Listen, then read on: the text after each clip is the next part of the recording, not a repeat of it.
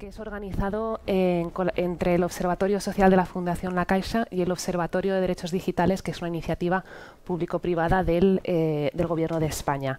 Soy Olivia Blanchard, consultora e investigadora independiente especializada en el impacto de la tecnología en la sociedad, y también tengo el placer de ser la directora científica de este ciclo. Agradeceros antes que nada a las personas que habéis venido aquí presencialmente en un día como hoy, que bueno, como todos tenemos seguro muy presentes, es el aniversario de la Dana, y agradecemos mucho que hayáis venido a este evento, y también será un tema que irá saliendo, como veréis, en la conversación a lo largo de toda la sesión. También dar la bienvenida a las personas que nos siguen desde el otro lado de la pantalla, y bueno, como os contaba, esto es la quinta sesión que hacemos. Estamos haciendo un viaje en este ciclo por diferentes ámbitos de nuestra vida cotidiana. ¿Se me escucha bien?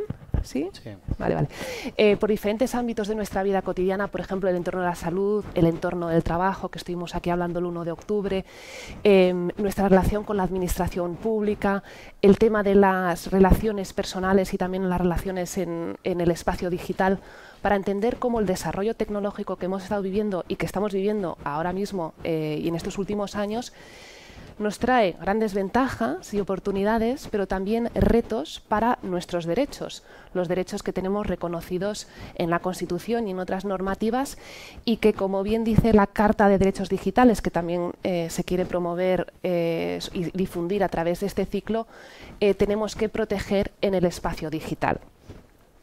Hoy vamos a poner el foco en esta mesa que se llama Digitalización, oportunidades y retos para la igualdad social, en la igualdad y la desigualdad social, y cómo se interrelaciona con la digitalización y la transformación digital. Hace 5 años ya que pasamos la pandemia del coronavirus, ¿no?, de la COVID, y yo creo que, como también estará muy presente en la conversación de hoy, nos dimos cuenta de muchas cosas, y entre ellas fue las múltiples brechas que hay en la sociedad. Y hoy vamos a hablar de brechas sociodigitales. La Fundación Ferrer y Guardia, que es la fundación para la que trabaja Sandra, y ahora presentaré a las personas que están en la mesa, sacó un estudio en junio del 2020 que se llama Brechas Digitales y Educación, que lo habíais escrito justo antes de la pandemia, pero añadisteis como un último capítulo, ¿no?, donde hablabais de cómo, pues justo antes de la pandemia, si tomamos esos datos, un 20% de los hogares en España no tenían en casa un ordenador, no tenían acceso a un ordenador. Y si miramos los hogares con menos de 900 euros de ingresos, esa cifra asciende a un 42%. Y también hacíais hincapié en las desigualdades territoriales, ¿no? Pues en Madrid el 12% de los hogares no tenían acceso a un ordenador, pero si nos vamos a algunas ciudades en Galicia era un 27%. La OCU también publicó un informe sobre el impacto de la COVID y el impacto de que se cerraran las escuelas y se pasara a una educación online. Recogió la experiencia de 900 familias y vio que entre los alumnos de colegios públicos el 62% tuvo clases online por videollamada con algunos de sus profesores, frente al 84% de los alumnos de colegios concertados. Entonces ahí también se ve diferencias entre diferentes tipos de instituciones escolares, ¿no? En los alumnos de los colegios, en 3 de cada 4 alumnos necesitó la ayuda de sus familias a la hora de hacer los deberes. Un 20% de las familias, según este estudio, tuvo que adquirir dispositivos para la ocasión, y un 14% de los niños tuvo que dar clase a través del móvil. Aquí solo unos datos, ¿no?, para empezar a pensar y a armar la conversación que vamos a tener, y preguntar 5 años más tarde, en el 2025, qué hemos aprendido de aquella experiencia. Para hablar de todo esto me acompañan 3 personas que tienen no solo una trayectoria profesional de muchos años de trabajar en temas de trabajo social y digitalización, pero que también me atrevo a decir que un compromiso personal que es también muy inspirador. Sandra Gómez es coordinadora de proyectos sobre tecnologías digitales en la Fundación Ferrer y Guardia. Es licenciada en Ciencias Políticas y de la Administración y tiene un máster en Participación y Políticas Locales. Es investigadora especializada en las brechas digitales y autora de varios estudios sobre la temática. Actualmente coordina proyectos en el área de tecnologías digitales en la Fundación, lidera proyectos de investigación y de planificación estratégica y se enfocan en estos estudios y han hecho varias encuestas súper interesantes y por eso está aquí hoy, ¿no? Sobre desigualdades sociodigitales, los impactos de la transformación digital, la educación y los derechos de la infancia, adolescencia y juventud en el entorno digital. Y me consta que entre el público tenemos a varias personas que están estudiando estos temas, así que seguro que os interpelarán. La Fundación Francisco Ferrer Guardia es una entidad sin ánimo de lucro que desde 1987 trabaja en cuatro áreas. La planificación estratégica, aportan su experiencia en el diagnóstico y en el diseño de planes estratégicos para el desarrollo de políticas públicas. La segunda área es la investigación social y aquí nos traerá ejemplos hoy Sandra. Procesos y espacios participativos. Creo que una de las cosas súper interesantes que hacen es la participación activa, ¿no? La investigación, los propios sujetos, hacer sujetos de la investigación a las personas sobre las cuales investigáis, y la formación y capacitación de representantes políticos y entidades sociales para fomentar actuaciones más eficaces y con mayor impacto. Bienvenida, Sandra. Muchísimas gracias. Muchas gracias por estar aquí hoy. Guillem Porres es coordinador del Observatorio de las Brechas Digitales en la Fundación Esplai Ciudadanía Comprometida. Estudió trabajo social y lleva toda una vida dedicada al trabajo en el tercer sector en toda su amplitud. Ha trabajado desde la intervención directa con jóvenes, también en diferentes comunidades autónomas, y también desde la administración pública como técnico de juventud en diferentes ayuntamientos. Se incorporó a la Fundación Esplai en febrero de 2016 y actualmente lidera el proyecto del Observatorio de las Brechas Digitales, a no confundir con el otro observatorio que he mencionado antes que organiza este ciclo, desde el área socioeducativa e inclusión. Y un poquito de información sobre la Fundación Esplai. Es una entidad también sin ánimo de lucro que desde hace más de 25 años desarrolla proyectos y programas para promover el empoderamiento ciudadano desde la perspectiva de derechos, la inclusión y la transformación social. Coordina la oficina técnica de la plataforma Red Conecta, que es una red de 47 entidades sociales de 9 comunidades autónomas que, entre otras cosas, ofrecen alfabetización digital, y hablaremos de qué es esto, para colectivos en riesgo de exclusión social y, por ejemplo, en el año 2024 impactaron en una población de más de 11.000 personas en diferentes comunidades de España. La Fundación, como decía, también impulsa el Observatorio de las Brechas Digitales, que es un espacio de observación nacido en 2022 que arroja datos proporcionados por las entidades y también ayuda a construir este cuerpo de evidencia que tan necesario es, como también hablaremos, para luego poder incidir en las políticas públicas, porque sin datos y sin evidencia es muy difícil después responder a nivel político. Así que, bienvenido, Guillem. Gracias, muchas gracias por la invitación. Muchas gracias por estar aquí. Y Mercedes Botija, bienvenida también a ti. Es profesora titular de Trabajo Social y Servicios Sociales de la Universidad de Valencia. Es doctora en Ciencias Sociales, graduada en Trabajo Social y licenciada en Humanidades. Es profesora titular, como decía, en la Universidad de Valencia. Tiene más de 25 años de experiencia en la docencia, en la investigación y en la intervención social, autora de más de 100 publicaciones, incluyendo artículos en revistas de alto impacto, y su trabajo integra la investigación académica con la práctica social aplicada. Y yo conocí a Mercedes a raíz de leer un artículo suyo que me pareció súper interesante, titulado «Cuando la educación no llega, brecha analógica y digital en personas en situación de sinhogarismo». Y me pareció tan relevante que si vamos a hablar de desigualdad social y digitalización, que también hablemos específicamente, además de los colectivos de los cuales van a hablar Sandra y Guillem, como la infancia, la juventud o las personas mayores, que pongamos también sobre la mesa a las personas bueno, es que no me atrevo a decir que si son las que más sufren la intersección de desigualdades en la sociedad hoy, pero que son las personas que no tienen un techo, ¿no? Y que viven en la calle o que están en albergues. Entonces, Mercedes está aquí también para compartir este conocimiento y esta experiencia de haber hecho este estudio sobre la brecha digital en este colectivo en particular aquí en la ciudad de Valencia. Así que bienvenida, Mercedes. Muchas gracias. Yo me sigo escuchando como que entra y sale el sonido. ¿Puede ser? ¿O es que soy yo? ¿Me escucháis bien? ¿Sí me escucháis? Vale, pues entonces soy yo. Vale. Empezamos con Sandra. Me gustaría preguntarte, porque hablamos de brecha digital, hablamos de desigualdad sociodigital, hablamos de inclusión digital, hablamos de desigualdad social. Entonces, ayúdanos a aterrizar un poco la conversación. ¿Qué son las brechas digitales y las desigualdades sociodigitales? ¿Y qué es la inclusión digital? Venga, súper. Bueno, en primer lugar, muchísimas gracias por la invitación. Es un placer compartir la mesa con todos vosotros. Me parece casi como una extensión de conversaciones previas, así que espero que también sea tan interesante para vosotros. Reiterar un poco que se hace un poco extraño hablar hoy de temas que salen fuera de lo que conmemoramos en un día como hoy, pero vamos a intentarlo. Intentando responder a tu pregunta, me parece interesante como empezar concretando de qué hablamos cuando estamos hablando de brecha digital, porque es verdad que es un concepto que está un tanto manido, ¿no? Por decirlo de alguna manera, no es un concepto nuevo, es un concepto que tenemos súper integrado en el vocabulario, pero no sé si todos entendemos o todas entendemos lo mismo cuando hablamos de brecha digital.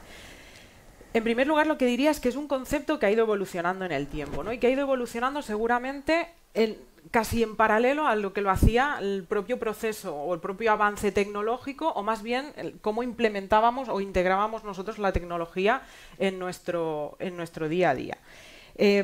Lo primero que diría es que hace tiempo que ya no hablamos únicamente de brecha digital o no lo hacemos en singular, ¿no? Porque en sus orígenes el concepto de brecha digital nos remitía mucho a una idea de el acceso, ¿no? Poder acceder a un dispositivo, poder acceder a Internet, básicamente, ¿no?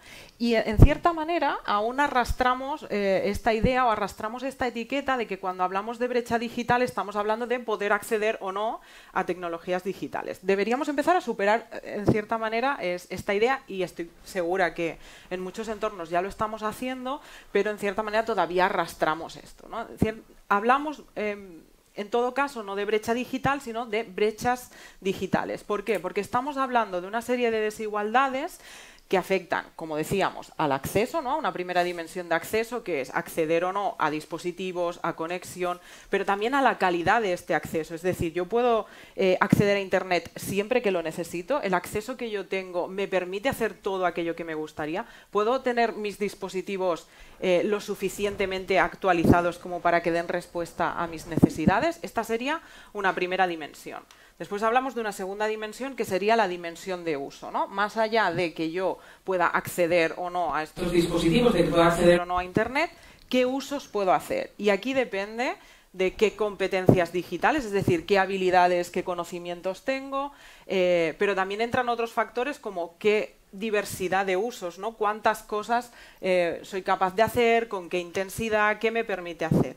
Y aún iríamos a una tercera dimensión, que sería lo que llamamos la dimensión de aprovechamiento, y que es la más difícil de explicar, pero que básicamente, o intentando como simplificarla, sería qué provecho soy capaz de sacar de los usos digitales que hago. Es decir, en qué beneficios concretos soy capaz de traducir los usos que estoy haciendo. Entonces, en primer lugar, haríamos como este salto de hablar de brecha digital a hablar de brechas digitales para que esto integre, ¿no?, estas tres dimensiones.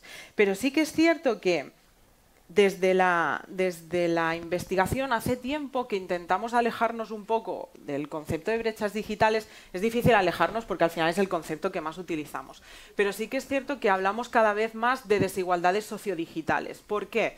Porque en realidad este fenómeno de brecha digital es tecnológico solo en la superficie. En realidad estamos hablando de desigualdades sociales, es decir, estamos hablando de la reproducción de las desigualdades sociales que también conocemos todas en el entorno digital. Al final, lo que nosotras vemos en los estudios que comentaba Olivia en la presentación es que no es una cuestión únicamente de poder acceder, poder utilizar, tener las competencias, sino que lo que vemos es que los perfiles que más están afectados o que más sufren de estos procesos de exclusión digital son perfiles que tienen... Hay un tema de edad, pero aquí me gustaría matizarlo después, ¿no? Las personas de mayor edad, personas con un menor nivel de estudios, personas con un menor nivel de ingresos. Es decir, hay una reproducción de los elementos de desigualdades estructurales que hacen que nuestro perfil de inclusión digital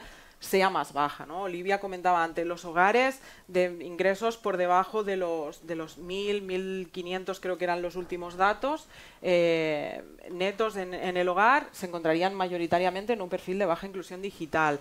Cuando hablamos de acceder a un dispositivo como un ordenador, veíamos que, por ejemplo, el riesgo de no poder acceder subía muchísimo en familias monomarentales, ¿no? Que no podían permitirse o acceder a un ordenador o mantener un acceso a Internet como correspondería.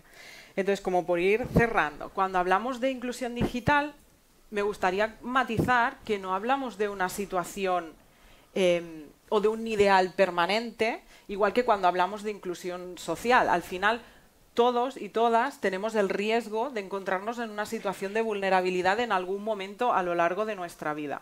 Cuando hablamos de brecha digital, más o menos, o de inclusión digital en este caso, estamos hablando de lo mismo. Todas somos susceptibles de encontrarnos en algún punto con algún elemento que nos haga estar dentro de la brecha digital.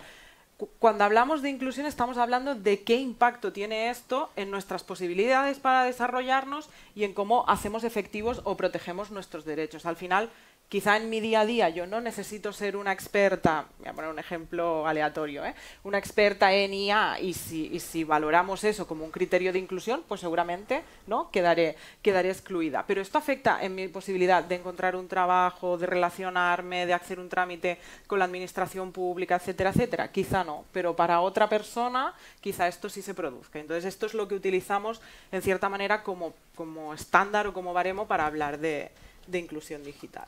Pues muchas gracias por abrirnos esa ventana, ¿no?, y hacer esa síntesis tan buena de estos tres conceptos. Luego profundizaremos en algunas de las conclusiones que habéis obtenido de vuestros estudios. A Guillem me gustaría seguir, ¿no?, con seguir aterrizando el tema. Como decía antes, la Fundación SPLAI coordina esta red de centros de competencias digitales. La pregunta es doble.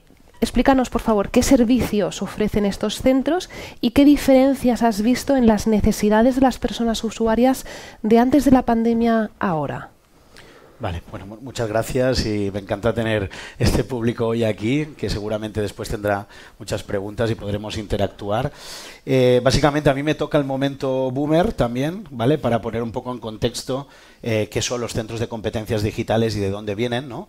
Porque si os pregunto qué es un centro de competencias digital, ¿alguien me lo sabría decir? ¿Ahora aquí? No. Bueno, pues ahí ya tenemos un punto por donde empezar. Y todo empieza hace ya más de 20 años, perdonadme esta historieta ahora que os voy a contar, pero con los primeros planes Avanza del gobierno, donde a principios del 2000 había una lucha también por la brecha digital. En este caso, como señalaba Sandra, era la lucha por la brecha digital de acceso. Es decir, teníamos una población en España que no accedía a Internet, sobre todo en zonas rurales, y una serie de iniciativas, algunas lideradas por el gobierno, donde participaron entidades, que hizo un despliegue a nivel de toda España con más de 4.000 centros en zonas rurales donde poder poner un ordenador, un acceso a Internet. Sé que ahora eso os va a sonar como en plan, ¿qué me estás contando? Pues esa era la primera brecha que teníamos en este país en ese momento. Una brecha que, por desgracia, en algunas zonas todavía sigue presente, aunque pensemos que estamos súper conectados y conectadas. Entonces salió el primer concepto que utilizábamos, que era el concepto de telecentros, que eran unos espacios donde poder ir básicamente a conectarse. Algunos incluso los confundían con los locutorios, pero no era exactamente eso, sino que eran centros donde podías ir a conectar a Internet y además tenías el acompañamiento de una persona, de un dinamizador, de una dinamizadora que te acompañaba en procesos formativos. Desde entonces hasta ahora el concepto ha ido evolucionando. Ahora hablamos de centros de competencias digitales. Y para daros algunos datos, nosotros formamos parte de una asociación que se llama Somos Digital, que aglutina a la mayor parte de centros de competencias digitales, de redes de centros de competencias digitales en España. Para tener datos, nosotros somos 19 redes en toda España. La mayoría de ellas son redes públicas que pertenecen a comunidades autónomas, pero también hay redes privadas pues que pertenecen a organizaciones, fundaciones, etcétera, que, para que os hagáis una idea, tienen 4,4 millones de personas registradas en sus bases de datos. Es decir, estamos atendiendo una población muy amplia en todo el territorio 85% de ellas son en zonas rurales, es decir, además estamos cubriendo una parte de dispersión rural muy importante. Pensad que en esas zonas, a diferencia de las ciudades, como hoy aquí en Valencia nos encontramos, no hay tantos servicios, no hay tanto acceso a formación, y entonces esos centros están también estratégicamente colocados en esas zonas. Hablamos que en España nosotros tenemos registrados 2.300 centros de competencias digitales. Para que os hagáis una idea, un centro de competencias digitales es un espacio formativo donde hay una figura clave que es la persona dinamizadora. Ahora estamos empezando a hablar ya de mentores digitales que acompañan en los procesos de digitalización de las personas, es decir, que ofrecen toda una serie de formación, alfabetización digital muy básica, educación mediática, pero también toda una oferta formativa, por ejemplo, en competencias STEM, en actividades maker. Hacemos también asesoría a entidades, a pequeñas empresas que quieren digitalizarse. O sea, toda una serie de servicios que se ofrecen desde estos centros. Y como os decía, pues un poco la diferenciación entre centros públicos que pertenecen directamente a comunidades autónomas y otros centros que están también en toda España, como por ejemplo la plataforma Red Conecta, que es una red de centros de organizaciones sociales que ofrecen también estos servicios desde sus espacios. Tenéis que imaginaros desde una pequeña sala en un ayuntamiento, en un pueblo de menos de 2.000 habitantes, que tiene 4 ordenadores y desde allí se da formación, a salas mucho más amplias, en espacios mucho más grandes, en entidades sociales, pero en definitiva todo gira alrededor de esa militancia por acercar el dominio y el uso de la tecnología a las personas que más lo necesitan. Básicamente, esta sería un poco la idea. Nosotros, a raíz de la pandemia, se hace una reflexión sobre los centros. Pensad que estuvimos en un momento muy crucial también para los centros, antes también lo comentaba con Olivia. Algunas de las redes durante el COVID se estuvo planteando si se cerraban o no se cerraban estos centros. Y pudimos demostrar muchas redes que eran de vital importancia para la ciudadanía y se consideraron así, de vital importancia, y pudieron mantenerse abiertos. Podéis imaginar por qué, porque realmente son centros no solo formativos o como una academia donde ir a aprender competencias digitales, sino que son centros comunitarios, donde una persona, por ejemplo, recién llegada a una ciudad, pues va a buscar información, conoce gente, se crea un grupo, personas mayores que crean un grupo que están haciendo formación en el uso del ordenador o el smartphone. Por lo tanto, son centros de vital importancia, y lo que nos dimos cuenta durante la COVID es que la gente seguía y cada vez más reclamaba la necesidad de estos espacios. ¿Por qué? Pues porque, y seguramente también pasaba con los servicios sociales, la gente necesitaba hacer trámites que no podía hacer de forma presencial. Entonces recurría a la persona de referencia que tenía en estos centros para que le ayudara con este trámite. Pudimos abrir temporalmente con cita previa, con mascarillas y demás, para que la gente se pudiera acercar, porque también el trato personal, el acompañamiento es algo fundamental en estos espacios. Es decir, no son espacios que se puedan gestionar o mover solo a distancia, sino que necesitan de ese acompañamiento, que para nosotros es uno de los factores clave, ¿no? El acompañamiento, la mentoría de todas estas personas, porque pensad que son colectivos en general, pues con necesidades educativas especiales, con características propias de su grupo de edad, y entonces era necesario ese contacto y ese acompañamiento. Desde entonces, ¿qué hemos podido detectar? Pues una cosa que sucedió en ese momento, como la necesidad de acompañamiento a trámites, se ha mantenido en el tiempo. O sea, los centros de competencias digitales son centros de referencia donde yo puedo ir a pedir, oye, ¿cómo se hace este trámite? ¿Cómo puedo sacarme una firma digital? Oye, ¿el certificado digital esto qué es exactamente? Y es verdad que sí que se ofrece algunos de estos servicios desde posiblemente la administración pública, pero son los servicios de más proximidad donde las personas sienten que tienen ese acompañamiento. Un poco, para que os hagáis un poco el símil, pues esa asesoría digital que seguramente hacéis cada una de vosotras a vuestros padres, a vuestros tíos, a familiares, ¿no? Cada vez que os preguntan, oye, ¿cómo hacemos esto? Del cómo hacemos esto, nosotros generamos formaciones, acompañamientos y toda una relación que se establece en un ámbito puramente comunitario. Así que yo diría diría que de las cosas que quedaron después de la pandemia, esta necesidad de la ayuda a los trámites más básicos, que se han convertido en trámites muy fundamentales para el ejercicio de la ciudadanía, y después también toda esta necesidad que nos hemos dado y que además estamos investigando de adaptar los contenidos, hacerlos cada vez más individualizados y más específicos para determinados colectivos. Es decir, trabajar más artesanalmente con pequeños grupos.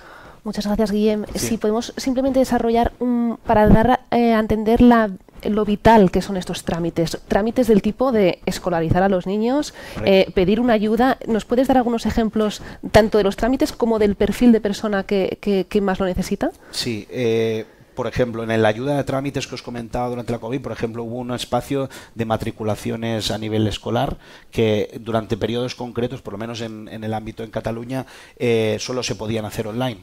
Y todo ese acompañamiento se pudo hacer también a personas que necesitaban hacer las matrículas y que no podían hacerlo de forma presencial, de este tipo de trámites.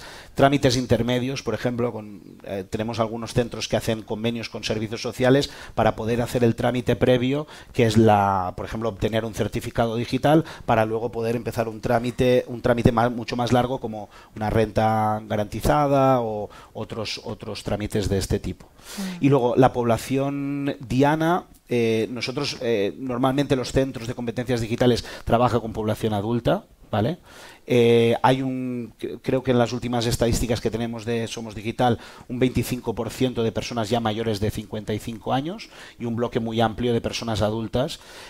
Donde ahora estamos viendo también una diferencia es en la aportación de valor también de la participación de personas jóvenes que vienen buscando formación, que vienen participando en proyectos, porque era un colectivo que de forma natural no conocían tanto el recurso y no se acercaban. Entonces, ampliando la oferta formativa, haciendo cursos también de robótica educativa, aprendizaje de la programación, etcétera, hemos conseguido que también hayan colectivos de jóvenes que se acerquen a estos centros.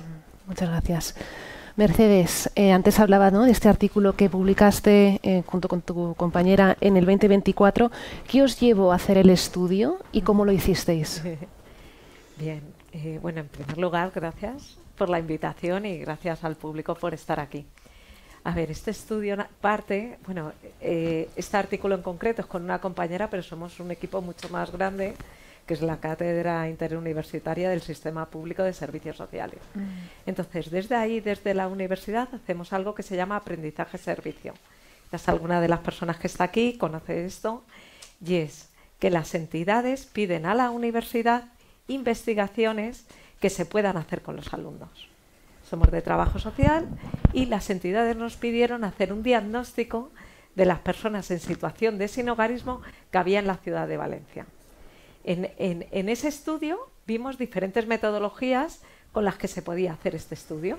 Entre ellas se detectó, y vosotros, mucha del público que hay aquí, quizás la habéis escuchado, se detectó que una de las mejores metodologías era hacer un recuento nocturno, que era sacar personas voluntarias, ya veo las caras que hacen así, porque claro, es sacar a personas voluntarias, mapeamos toda la ciudad de Valencia en una noche, es una foto fija, realmente solo se mide la punta del iceberg del sinhogarismo, es una foto fija que se hace en un momento y que se intenta hacer todos los años en el mismo periodo. De tal manera que con esa foto fija podemos ver un análisis de muchos datos. En esa foto fija, ¿qué es lo que se hace? Hay una ficha de observación, que es detectar, ahí hay una persona, creemos que es hombre o mujer, y lo señalamos. Y además se hace un cuestionario específico que se les pregunta, con instrumentos validados que luego podemos comparar con otras ciudades, otra serie de datos. Entre esos datos estaba todo el tema de digitalización. También estaba temas de salud, había muchos elementos, por lo cual de ahí lo que extrajimos fueron los datos para este artículo en digitalización y lo que suponía en otra serie de elementos ser uno de los colectivos más frágiles, por no decir el más vulnerable, porque es ¿no?, que existen, que son las personas en situación de sinhogarismo. Las personas en situación de sinhogarismo, el sinhogarismo no es solo la persona que veis en un banco o en el supermercado pidiendo, el sinhogarismo es igual que las brechas digitales, hay muchos sinhogarismos, ¿no? Está el sinhogarismo de las personas que viven y que duermen en un banco, pero también está el sinhogarismo de las personas que no tienen un techo y tienen que alejarse en albergues, las personas que están viviendo en naves, las personas que están viviendo en poblados con infraviviendas, ¿no? Lo que llamamos chabolas. Todo esto es la línea del sinhogarismo, es decir, es muy amplia. Os cuento también esta metodología porque una de las cosas que se hizo es, para hacer el mapeo de toda la ciudad en una noche, contamos con que tenemos que formar a unas 1000 personas. ¿De acuerdo? Personas de institutos, de grados, participaron. El IES Misericordia, en el grado de integración, participó, ¿no? en esto, y seguramente sigamos contando con alumnos mayores de 18 años para que participen como voluntarios en este censo, que es realmente interesante porque es ponerte delante de la realidad.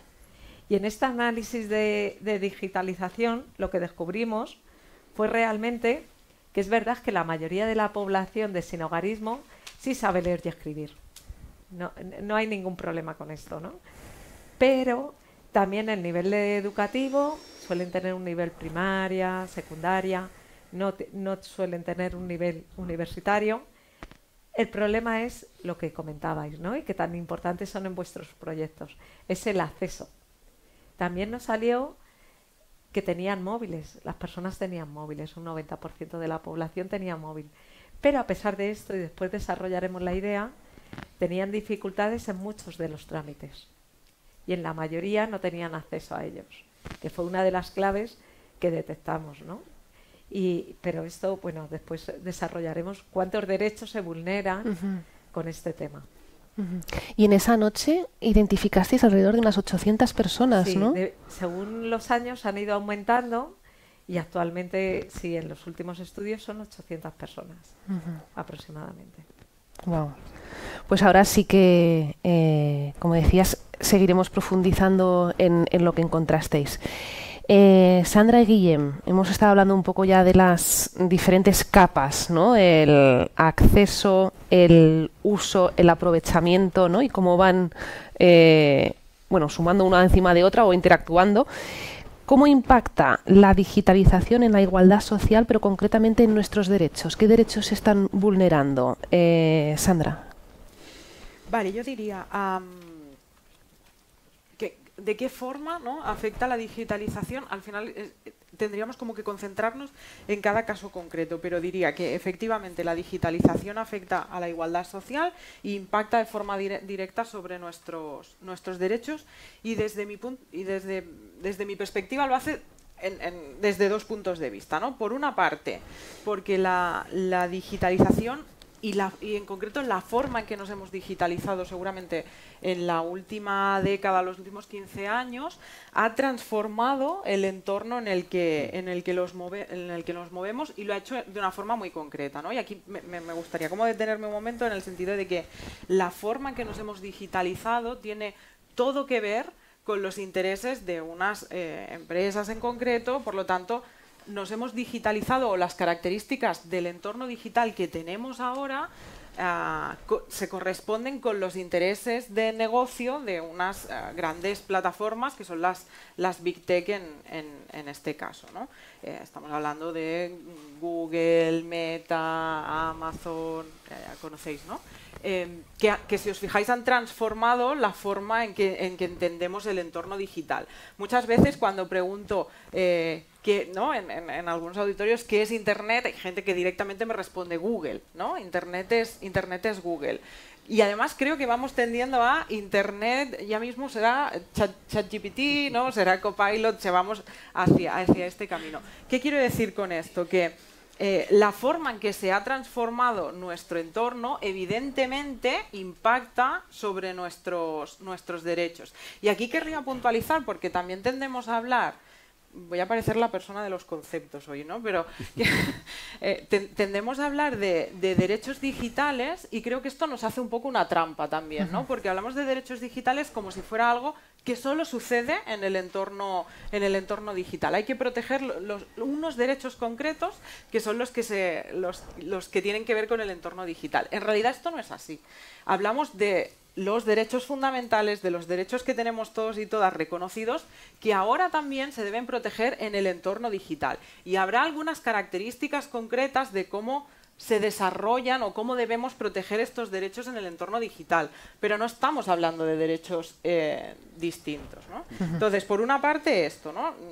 La digitalización afecta de pleno a nuestros derechos, los afecta a todos en el sentido que cambia el entorno o tiene unas características específicas en este entorno, ¿no? Por tanto, diríamos que la digitalización nos afecta a los derechos de todos y todas. Pero por otra parte, añadiría, o la segunda perspectiva que yo quería destacar es que, como hemos venido diciendo, no todos y todas nos encontramos en la misma situación ni con las mismas oportunidades. Por lo tanto, lo que estamos viendo en los estudios que estamos desarrollando es que son los colectivos en mayor situación de vulnerabilidad o más vulnerabilizados los que ven mayormente vulnerados estos derechos. Y aquí me gustaría como hacer un breve inciso, que es destacar que parte de los estudios que estamos desarrollando desde la Fundación en el ámbito de derechos digitales están enfocados de forma específica a la infancia, la adolescencia y la juventud. En realidad, los resultados que nosotros obtenemos son perfectamente transpolables, o sea, son válidos para el conjunto de la población, pero sí que es cierto que nuestro foco está puesto en estos colectivos porque ha habido cierta tendencia, ¿no? Primero hay una cierta tendencia como a lo largo del tiempo a hablar por estos colectivos, ¿no? Como que desde la visión adulta sabemos lo que necesitan, lo que les sucede y tendemos como a regular también su día a día. Y parte de nuestro objetivo era que las investigaciones que nosotros hacemos bebieran de la literatura científica, de lo que las investigadoras estaban desarrollando, ver que nos contaban también en los procesos de participación expertos y expertas desde una perspectiva muy amplia. Un experto, una experta puede ser una persona vinculada a la academia, a la universidad, pero también una persona que es un dinamizador que está en un centro de competencias digitales y que tiene una trayectoria de un montón de tiempo y conoce ese fenómeno perfectamente, o puede ser una persona vinculada a la administración pública, ¿no? Es decir, entendemos experto como desde este punto de vista. Y por último, el elemento que nos faltaba eran los propios niños y niñas, las propias adolescentes, las propias jóvenes. ¿Cuál era su visión? ¿Cuáles son sus inquietudes? ¿Cómo ven, cómo viven esta realidad? ¿Cómo impacta en su día a día? Con lo que ellos y ellas nos cuentan, lo que nos cuentan las expertas y lo que vemos en las investigaciones, intentamos un poco triangular estas opiniones, ¿no? Y modular quizá lo que ven unos actores y otros.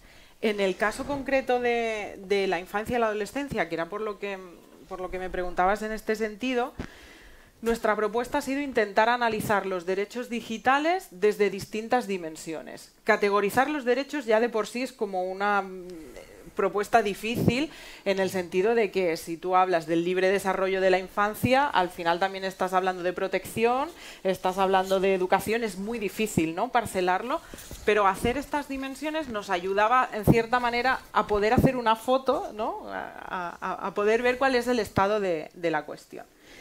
En estas dimensiones, voy a ir súper rápida, aquí, nosotros las hemos definido como una dimensión de entorno y desarrollo. Aquí lo que intentamos es ver cómo este entorno que comentaba, que ahora es un entorno también digital, impacta sobre derechos como el interés superior de la infancia, el derecho a vivir una infancia acompañada, a vivirla en un entorno sostenible, y todo esto está impregnado de lo digital, ¿no? ¿Cómo es nuestro modelo digital? ¿Es un modelo sostenible o no?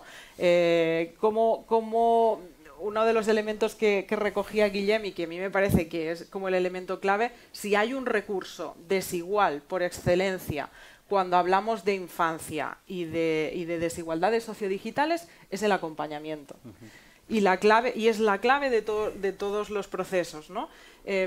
Lo que hemos visto es que los colectivos en mayor situación de vulnerabilidad, la necesidad clave que detectan, ¿no?, infancia, niños y niñas y adolescentes de colectivos en situación de vulnerabilidad, lo que más destacan es que no tienen un recurso de acompañamiento, es decir, no saben a quién pueden acudir cuando tienen un problema en Internet. Y cuando hablamos de un problema en Internet pueden ser cosas muy diversas, puede ser: tengo que hacer los deberes en casa y no estoy sabiendo utilizar esto, o tengo que hacer los deberes en casa y no tengo un ordenador, que esto nos hemos encontrado ir a centros de tarde, bibliotecas y demás, y encontrarnos grupos de chavales que quedan para hacer los deberes, porque ese es el espacio en el que hay internet, y les preguntamos, vale, pero aparte del acceso a internet, ¿cómo lo hacéis?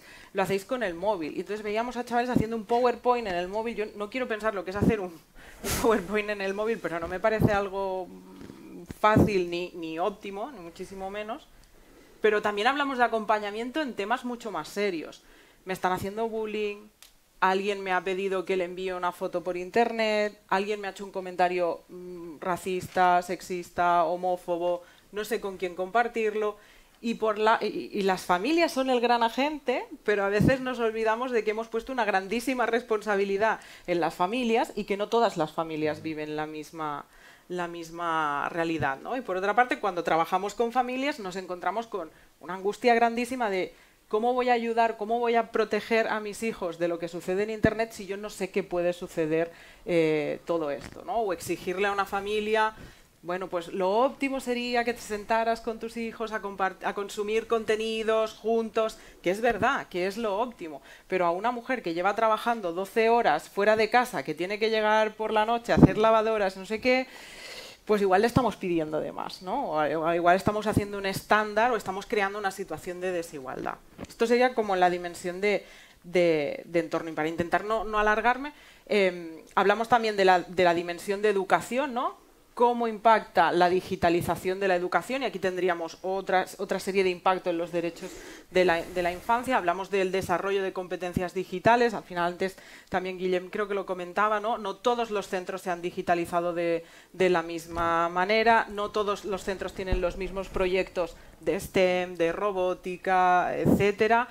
No en todos los centros se entiende la tecnología del mismo modo, y además estamos viviendo una tendencia bastante prohibicionista, si me lo permitís, desde una perspectiva además muy adulta de pues, eliminación del móvil en las aulas, intentar, en cierta manera, culpar a la tecnología de todos los males del sistema educativo. Y lo que me preocupa especialmente en este sentido ya no es tanto que las aulas sean un espacio libre de móviles, que podemos estar más o menos de acuerdo, pero al final, bueno...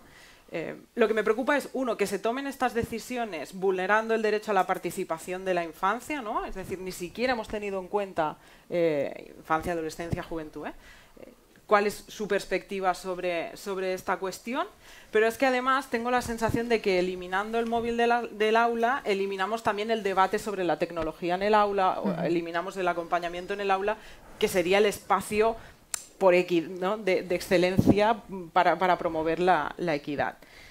Afectaría también a los derechos de participación, cómo nos informamos, a qué información accedemos, qué capacidad tenemos de decidir si esa información a la que accedemos es veraz o no lo es, qué capacidad tenemos también de no ser solo consumidoras de contenidos y ser también generadoras de contenidos, y aquí hablo a nivel de incidencia, de posicionamientos, de participar como colectivo de jóvenes en las decisiones que se toman a nuestro alrededor. Y por último, habría una dimensión de protección y privacidad, que es todo el tema del conflicto con los datos personales, qué datos exponemos o exponen las adolescentes y las jóvenes por sí mismas, qué datos exponen las familias, ¿no? con conceptos como el sharenting, ¿no? qué información estamos compartiendo de los niños.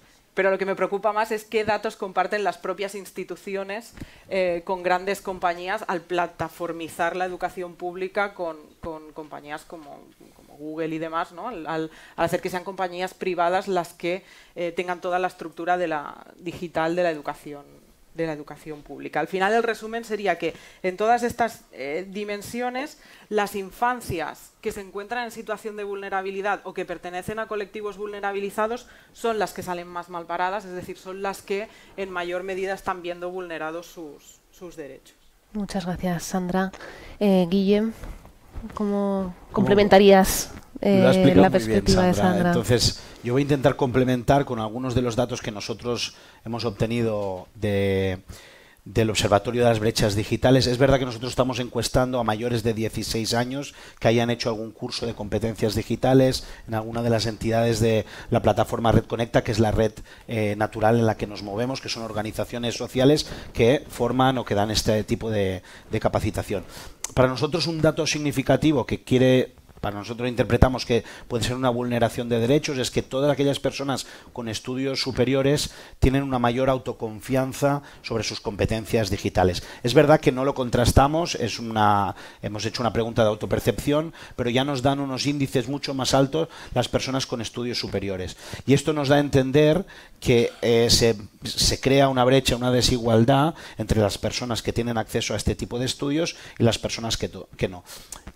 Vosotras que sois jóvenes, que estáis aquí, seguramente el estar en ciclos, el estar en la universidad ya es una aceleradora, porque os implica el tener que poneros las pilas en temas de competencias digitales, porque muchas de las plataformas en las que trabajáis son digitales, porque tenéis que manejar archivos. Entonces, lo que nos preguntamos es qué pasa con todos esos colectivos que no acceden a esa educación y que por lo tanto forman parte de un grueso de colectivo que tendrá una menor autopercepción y por lo tanto seguramente unas menores competencias digitales respecto al resto. O sea que es algo que nos debería hacer pensar, porque nos da a entender que es un factor más estructural de lo que pensamos y que no tiene un origen solo en el individuo, en el que tenga el interés o no el interés por aprender, sino que a veces también hay factores estructurales de procedencia, sociodemográficos, etcétera.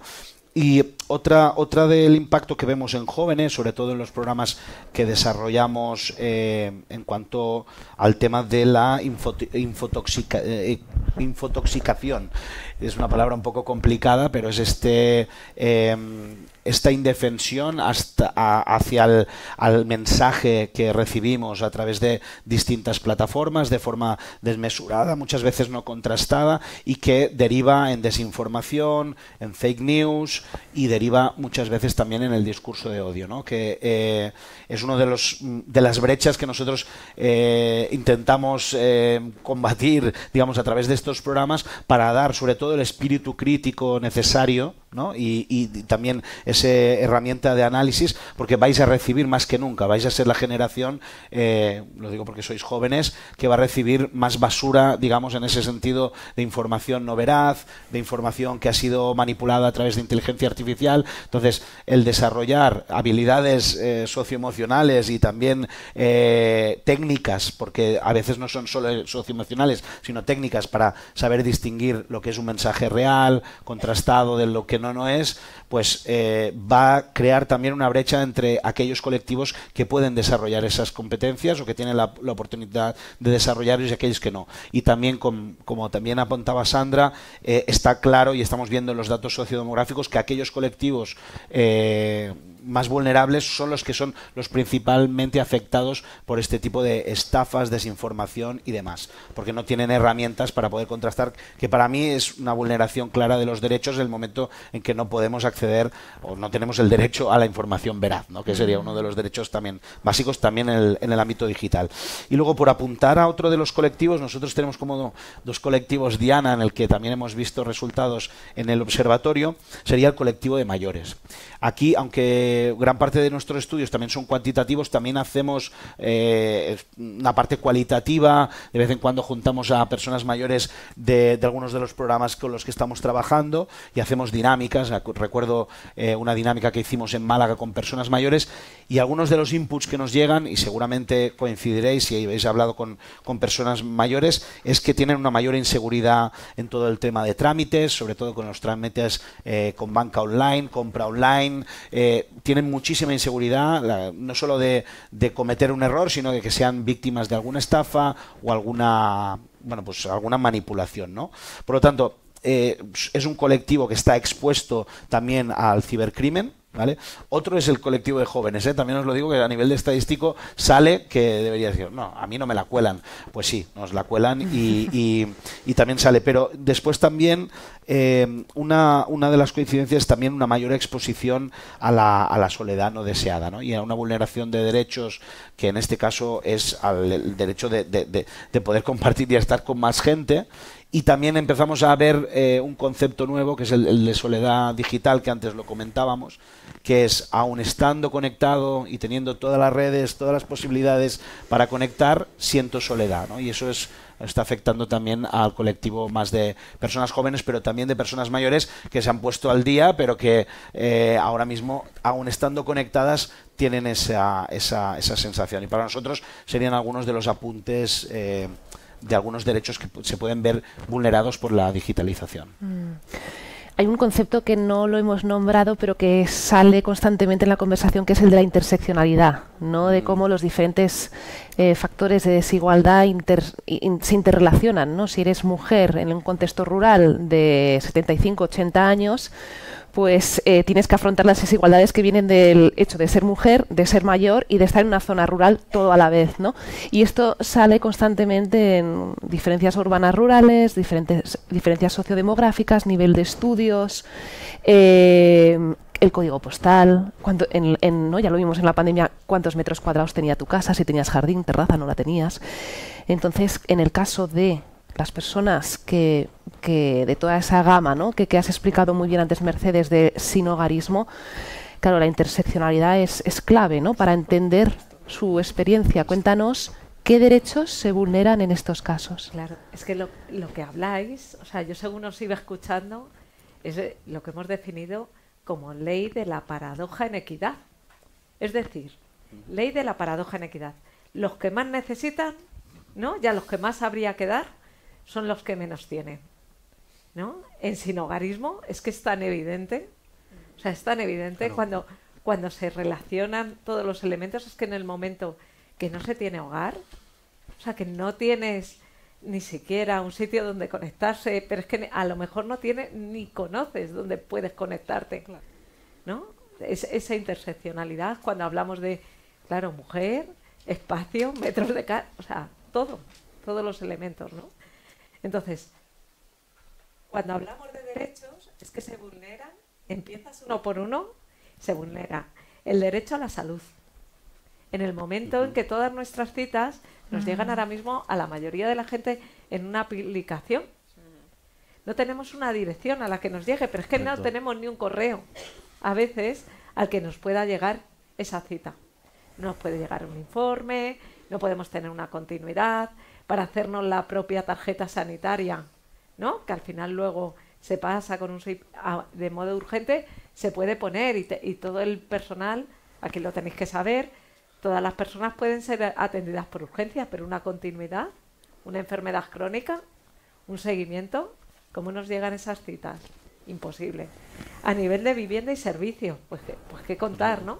Por eso tan importante los proyectos, ¿no? Donde se hace ese acompañamiento. Porque al final, ¿cómo se va a pedir esa ayuda, esa prestación?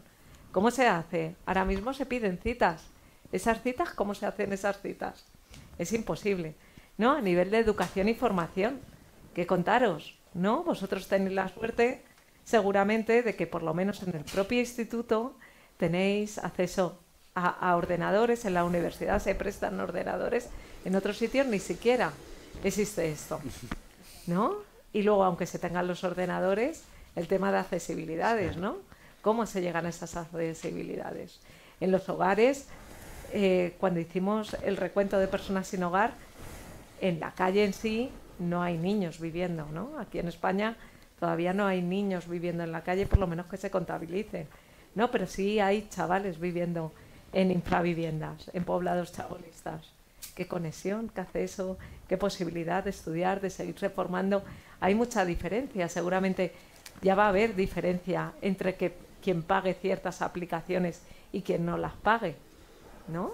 Esto es así, sí. ¿No? Quien tenga un tipo de tecnología o quien tenga otro.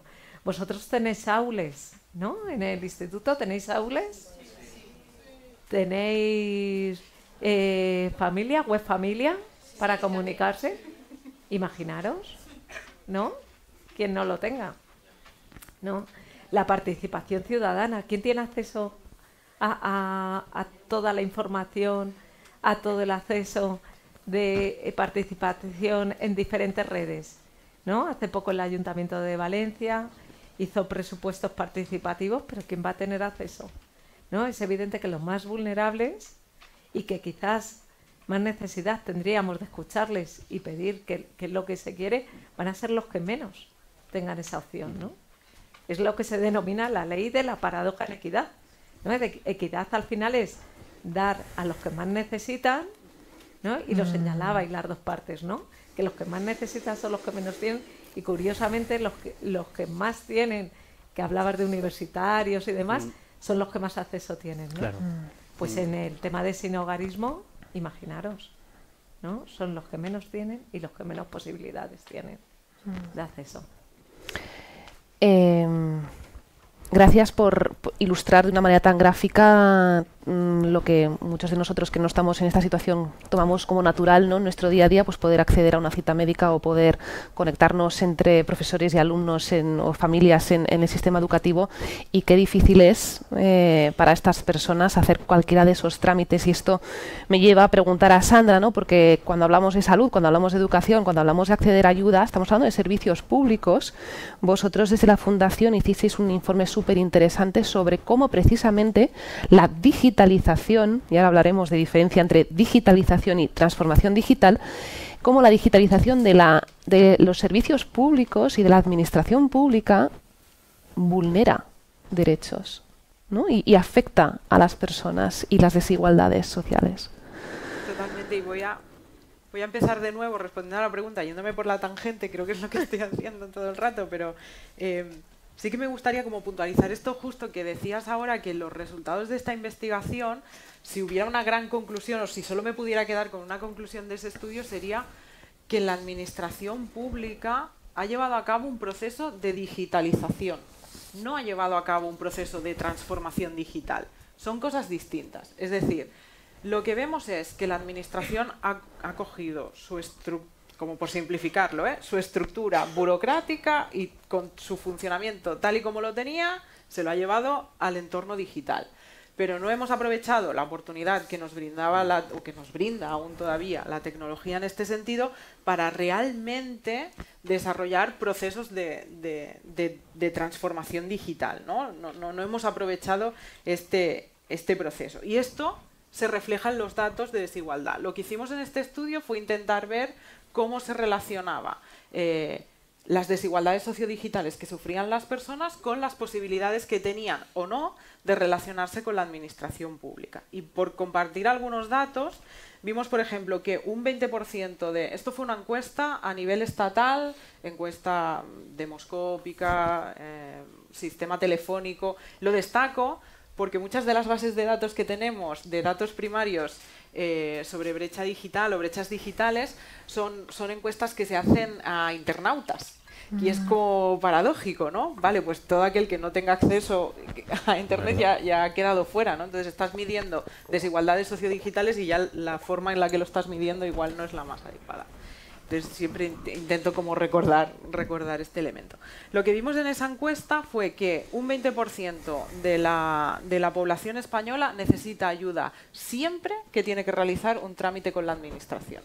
No es que necesite ayuda de forma puntual, es que un 20% necesita ayuda siempre. Y además los datos nos indicaban que cerca del 90% de las personas, cuando tienen un problema para realizar un trámite, recurren a alguien de su entorno cercano, de su entorno familiar, de su entorno social, ¿no? La primera persona a la que acudimos cuando necesitamos resolver un problema a la hora de hacer un trámite digital es alguien de nuestro entorno. Después vienen los servicios mayoritariamente del tercer sector, ¿no? Centros de competencias digitales y demás, que se perciben como algo del entorno social, justamente, y vendrían servicios privados, que en este caso podrían ser gestorías o los locutorios, que luego, si me olvido, recuérdamelo, que también están jugando un papel importante. Pero en el último lugar de todos, solo un 2% recurre directamente a un servicio público, a la administración pública. Y esto tiene dos derivadas muy importantes. La primera, que yo pueda realizar un trámite con la el hecho de que yo pueda realizar un trámite dependa de que alguien en mi entorno pueda ayudarme, es caldo de cultivo de desigualdades, ¿no? Porque al final todo va a depender de las capacidades de acompañamiento digital que tenga mi entorno. Claro. Es decir, si en mi entorno, si soy una persona, lo que nosotros hemos llamado dependiente digital, y no es dependiente desde la idea de dependencia de utilizar mucho la tecnología, sino de la idea de dependo de otra persona para poder desarrollarme, ¿no?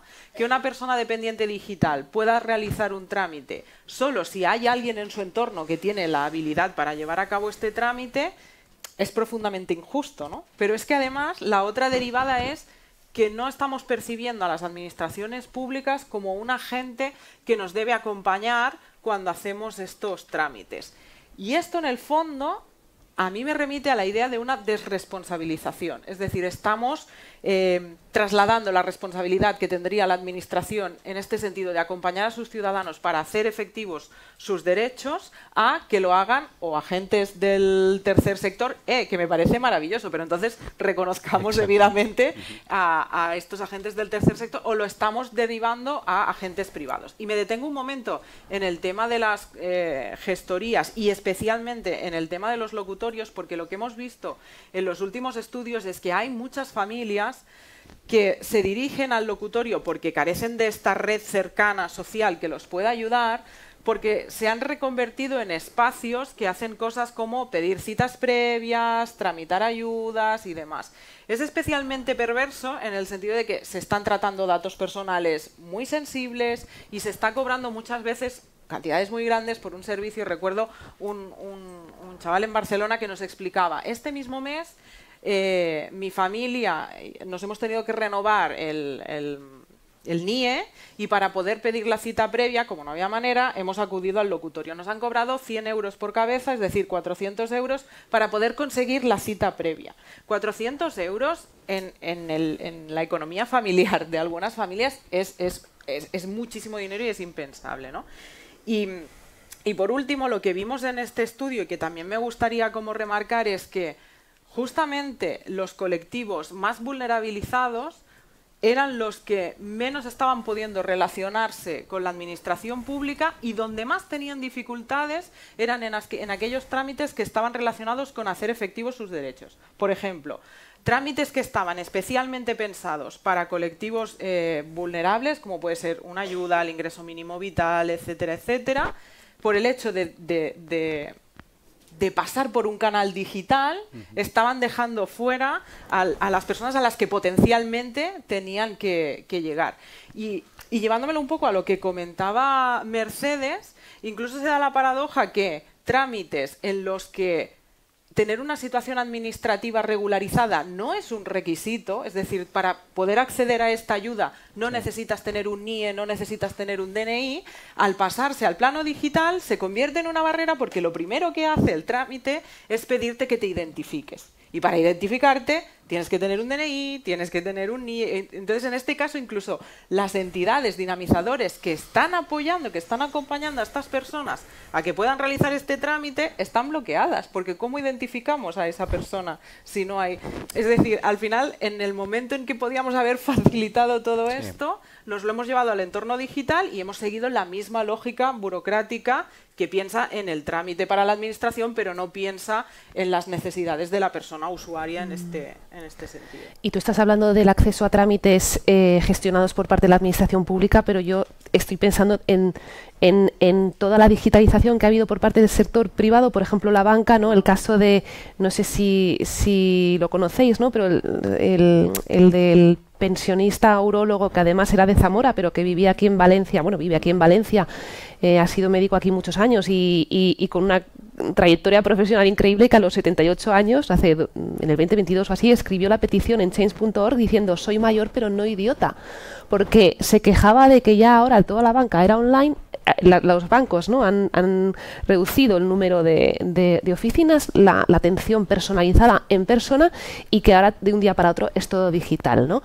Entonces es una obligación a toda la ciudadanía a adaptarse a este nuevo modelo, en este caso por un beneficio en el recorte de personal y de recursos, pero que tampoco luego nos impactan usuarios, clientes finales. No es que nos quiten las comisiones de las tarjetas debido a que se ha reducido ese personal, entonces ahora lo hacemos todo online, ¿no?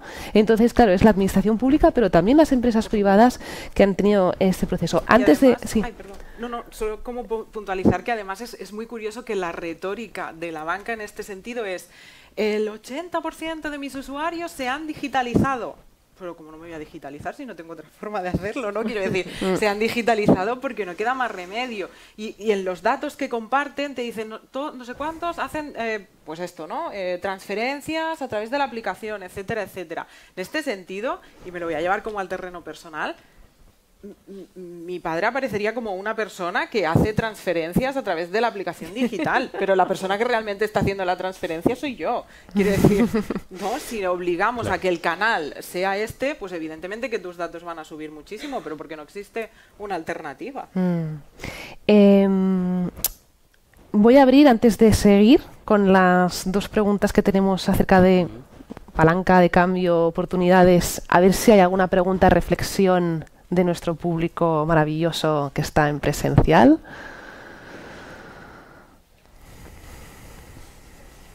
Bueno, os voy a dar un poquito de tiempo para pensároslo. Ah, mira, tenemos una. Vale, pasarán el micrófono. Es importante que habléis a través del micrófono porque, como estamos en streaming, si no, nos oirán. ¿Hay alguna más? Si tenéis alguna, recogemos varias, ¿no? ¿Sí? Bueno, a ver, yo quería preguntarle a Guillem, creo que había hablado mucho de la pandemia y relacionado con todo el tema que habías dicho que después de la pandemia se habían conservado muchas de esas tecnologías porque se veía pues que ayudaban realmente a la sociedad. Y esto en el ámbito escolar ha pasado mucho, que durante la pandemia se daban las clases online y después no se ha conservado eso de dar clases online cuando hay una situación que no permite acudir a las aulas. Por ejemplo, ahora con todo el tema de las alertas meteorológicas, muchas veces cancelan las clases en los poblados afectados por la DANA y esas personas que estudian en Valencia pero viven en esas zonas no pueden ir. Y claro, todo ese tema pues a mí sí que me interesa un poco porque, claro, al final esas personas están perdiendo contenido, están perdiendo clases que igual son importantes y ahí, por ejemplo, creo que sí que sería importante que se conservase eso de poder dar las clases por Zoom o por Teams o por donde sea para ese alumnado que no puede ir. Muchísimas gracias por esa pregunta tan relevante que ahora contestaremos. ¿Hay alguna más que podamos...? ¿Sí? A ver, no es tanto en el ámbito de la integración o la integración de la digitalización, sino más en el ámbito educativo. ¿Cómo veríais de las diferentes oportunidades o retos que se les presenta a una familia que está como en vulnerabilidad el hecho de que se haya digitalizado todo y tengan a un niño escolarizado en una escuela infantil y no tengan como esa brecha de la que hemos estado hablando para poder enterarse o poder tener un contacto, una comunicación de lo que está pasando con su niño o niña dentro de esa escuela infantil? Y debido también a que haya como familias monoparentales que no puedan recurrir a esa cita o esa comunicación mediante en persona y entonces no tengan esa comunicación ni en persona ni en modo digital debido a que no la tienen. Muy bien, pues muchas gracias también por esa pregunta, esa reflexión. ¿Alguna más antes de empezar a contestar? Bueno, pues vamos contestando. Sí. Guillem, creo que te interpela la primera. Iba muy en la línea de preguntas que también íbamos a lanzar después. Nos va perfecto porque así ya podemos enlazar. Bueno, en realidad lo que comentas se podría resumir en otra pregunta, es qué aprendimos de la pandemia, qué lecciones pudimos incorporar, ¿no? Y qué cosas nos quedaron. Creo que somos bueno, esa es una consideración mía, una sociedad bastante pendular, y en educación nos pasa, vamos de un lado a otro, ¿no? O cerramos y no dejamos que los dispositivos entren en el aula, o de repente todo es en online y si puedes seguirme bien y si no...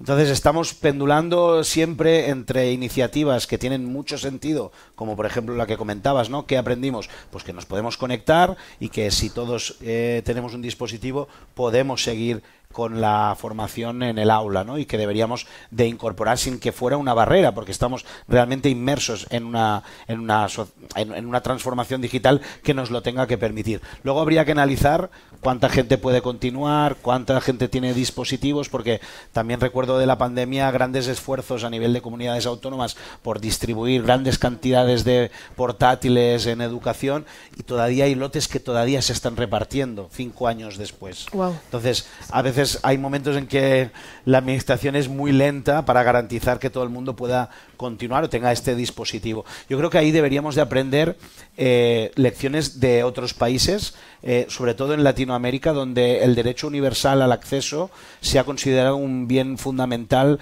desde hace muchos años. Países como Argentina, Uruguay llevan las compus, que les llaman ellos, desde pequeños en edad escolar, y hay planes, grandes planes como el Plan Ceibal en Uruguay, que proporciona un ordenador a cada niño o niña, porque además ese dispositivo se convierte en un dispositivo también a nivel familiar. Es decir, porque no tenemos que considerar al individuo como un individuo aislado, sino que al final hay familias alrededor, y no, de la compu no solo se beneficia el niño o la niña, sino que a lo mejor a nivel familiar también pueden utilizarla para otros recursos. Pero en tu pregunta sería ¿cómo podemos promover? ¿Qué espacios tenemos para promover que ese tipo de tecnologías se incorporen? Porque yo creo que es precisamente de las que nos benefician y de las que ayudan a romper pues momentos en que tengamos distanciamiento social, por lo que sea, pandemias que pueden haber, catástrofes, ¿no? Y que podamos seguir conectadas. Que yo creo que, y si me permites para responder un poco, lo que aprendimos en pandemia es que estamos mucho más conectadas de lo que nos imaginamos. No solo a nivel social y comunitario, que aparecieron muchísimas redes de ayuda mutua que para mí fueron fundamentales. Yo participé en algunas de ellas, las redes de creación de mascarillas con la cultura maker, toda la gente que se volcó en sus casas a hacer con impresión 3D para proteger a los sanitarios que estaban ahí delante. Cómo convertimos los espacios virtuales en espacios comunitarios también, haciéndolos más amenos, tomándonos un café aunque fuera a distancia. Cómo ayudamos tecnológicamente también a las personas que estaban en una situación muy muy difícil en los hospitales a poder tener una última quizá conexión, por desgracia, con su familiar, pero a través de una tablet o un ordenador recirculado, reutilizado, que hicimos llegar. Es decir, hay muchísimas iniciativas que yo creo que es la parte más esperanzadora, ¿no?, que tenemos que aprender e incorporar de esa pandemia, y no construirlo como una barrera, ¿no? Realmente, si tienes toda la razón, si tenemos esa tecnología, apliquémosla, ¿no? Y no sin un sinsentido, sino con un sentido social, que es el que necesitamos. Muchas gracias. Sandra, ¿quieres...? Yo añadiría, y voy a intentar como conectar las dos cosas, justo como tirando del hilo que lanzaba ahora Guillem. El momento de pandemia fue un momento que nos obligó a hacer como medidas o respuestas de emergencia, ¿no? Y la tecnología nos vino muy bien en ese momento para dar una respuesta en una situación de emergencia. Creo que parte de la problemática es que no hemos sido capaces de traducir esas respuestas de emergencia en una estrategia, ¿no? Una estrategia con unos objetivos, con unos indicadores, con saber hacia dónde vamos concretamente. Porque, tal y como comentaba la compañera con su pregunta, vimos las potencialidades de la tecnología para muchas cosas, y parece que se nos ha olvidado en cierta manera por el camino, y tengo la sensación de que es porque no hemos sabido enlazar esto con una estrategia que tenga una mirada más global, ¿no?, que entienda Internet como un bien público garantizado para todos, o un acompañamiento en cómo nos desarrollamos en el entorno digital. Y aquí me voy al tema de las escuelas públicas. Y aquí tenemos, desde mi punto de vista, dos cuestiones. La primera es: hemos digitalizado los centros educativos no voy a entrar como tanto porque me extendería muchísimo en de qué forma hemos tomado las decisiones de digitalizarlos, a quién le hemos cedido los datos y demás.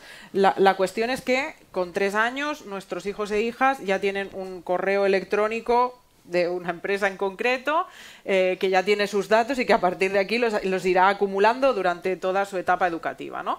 Pero además hemos digitalizado también toda la relación con las familias, sin tener en cuenta que no todas las familias iban a tener ni las mismas competencias ni las mismas habilidades para moverse en este entorno. Ahora mismo, no puedo renunciar a que mis hijos tengan este correo electrónico porque es el único canal de comunicación que tengo con el centro y no existe una alternativa real a pasar por este filtro. Puedo negarme, pero entonces me estoy negando a este canal de comunicación.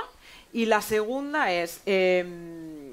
¿qué pasa cuando yo no puedo acceder? Y aquí lo que estamos viendo es que de nuevo son las familias que nos autoorganizamos para que la información llegue a través de otras vías más accesibles y demás. Pero por otra parte es cierto que hay muchas potencialidades que nos podrían ofrecer las tecnologías, como son las tutorías a través de videollamada y demás. El problema es que tenemos que ser capaces de acompañar a todas las familias por igual y de tener alternativas. Es decir, a mí me parece maravilloso que el canal, ¿no?, sea que yo pueda conocer todo lo que pasa en el centro, que pueda tener una comunicación muy fluida a través de, en este caso, el correo electrónico. Puedo estar más de acuerdo o menos con que sea justamente ese correo electrónico, ¿no? Pero me puede parecer bien porque yo puedo moverme bien en este medio, pero tengo que prever como institución educativa que haya familias que tengan otro canal o otra vía para comunicarse, ¿no? Y creo que esto forma parte al final de tener una visión global, de una estrategia de cómo entendemos las infraestructuras públicas digitales y de cómo acompañamos los procesos de inclusión digital. Muchas gracias. Mercedes, no sé si quieres comentar. Sí. Yo es que en las dos preguntas soy muy optimista, porque conozco ejemplos de buenas prácticas que se han hecho. Entonces, en la parte de la docencia, ¿no?, ¿qué hemos aprendido del COVID? Yo soy afortunada, y no sé si en mi institución, que es la Universidad de Valencia, que fue una institución que antes de la DANA, o sea, que el día 29 ya sabéis que fue una institución que decidió cerrar y que no se trasladaran. Entonces, sobre la evidencia científica, ¿por qué lo hizo la Universidad de Valencia? Porque tiene evidencia científica y escucha a los científicos que tenemos. Yo no sé qué iba a pasar, pero había gente, un comité de expertos, que además son gente de doctora, que estudió muchos de los expertos a los que se están llamando, parten de ahí y se decidió cerrar.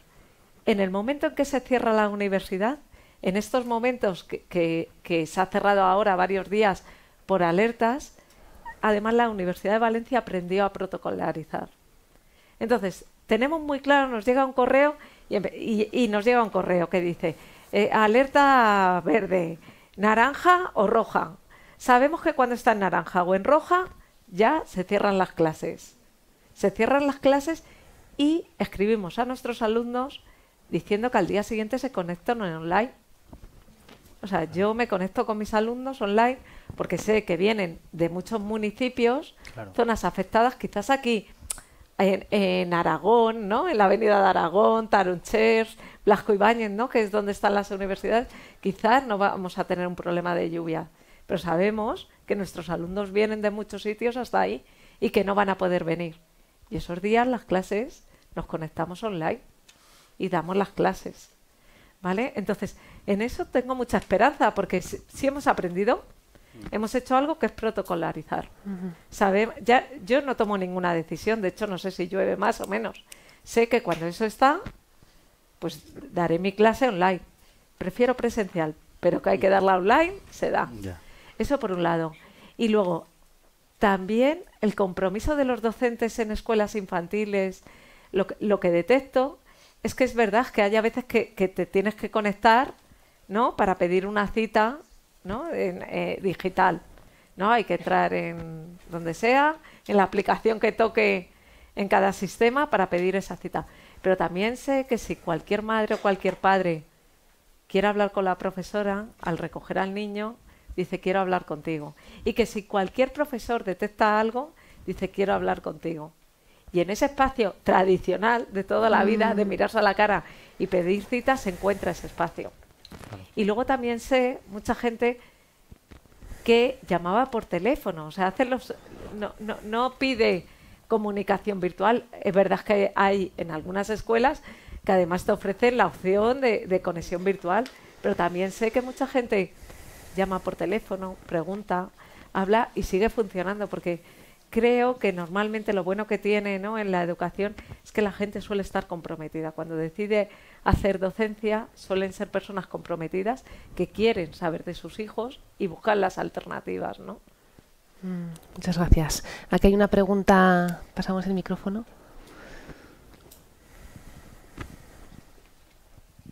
Pues en relación a lo que ha dicho Mercedes sobre el compromiso educativo y también a Sandra sobre el acceso a estas competencias y demás, que luego nos afecta en entorno educativo, laboral y social, pues ahora, en cuanto al ámbito educativo más centrado en profesorado, quisiera hacer un hincapié en una reflexión sobre las competencias digitales básicas que tienen que tener este profesorado y además, sobre todo, aún teniendo este acceso o conocimientos o recursos, un hincapié en la negación a esa adaptación, es decir, un tema muy puesto sobre la mesa que es, por llamarlo de alguna manera más conocida, la vieja escuela, esa negación a la adaptación, mente cerrada, etcétera.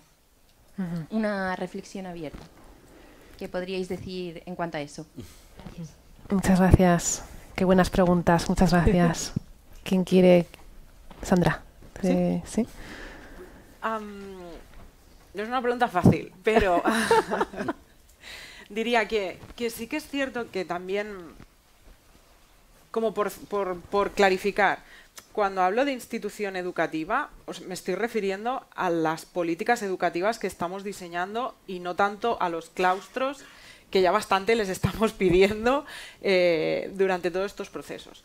Ahora, sí que es cierto que desde mi perspectiva, el problema que tenemos cuando hablamos, uno de los problemas que tenemos cuando hablamos de educación digital es, uno, el efecto pendular, ¿no? Ahora decido que digitalizo todas las aulas, una inversión gigantesca en kits de robótica, etcétera, etcétera. Ahora decido que quito todas las pantallas de las aulas de infantil, ¿no? O sea, que es como un poco difícil seguir, bueno, esto hacia dónde va, eso por una parte. Y después que generamos unas figuras que son, en este caso, los coordinadores digitales, pero los dejamos absolutamente desamparados. Es decir, hacemos inversiones millonarias o invertimos muchísimo en el recurso digital físico, en hardware, en el cacharrito, por decirlo de alguna manera, pero nos estamos olvidando de toda la inversión que necesitamos hacer en recursos humanos, en coordinadores digitales que realmente tengan el tiempo de dedicarse a hacer la coordinación digital de sus centros y que no sea iba a decir el profesor de música, pero con absolutamente todo el respeto del mundo, que esa persona está tan capacitada como cualquier otro, pero que además de sus clases tiene que dedicarse a la coordinación digital y que la coordinación digital acaba siendo reparar el ordenador de no sé qué, o acaba siendo técnico. Acaba siendo el técnico. No es esta la función que debería tener